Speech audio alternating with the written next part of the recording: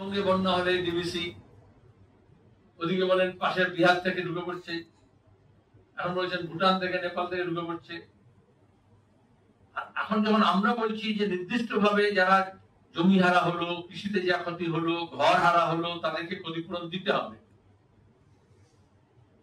উনি বললেন যে ভুটান সরকার দিন।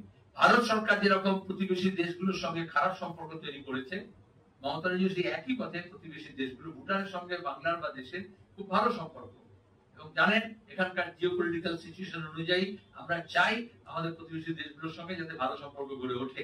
তাহলে মমতা ব্যানার্জি দেশের স্বার্থে নয়, দেশের জন্য নয়, বাংলার জন্য তো নয়, তিনি কোনো আন্তর্জাতিক শক্তির প্রভাবেই এই কাজটা করছেন, যারা দক্ষিণ এশিয়ায় এই দেশগুলোর সঙ্গে সুসম্পর্ক চায় না। এমনি এমনি হিলারি ক্লিন্টন অ্যাসেম্বলিতে জেতার পরে মমতাকে অভিনন্দন জানাতে রাইটার্স বিল্ডিং আসেনি, এবং মমতা ব্যানার্জি এমনি এমনি নিচে নেমে এসে তাকে উপরে তুলে নিয়ে যান।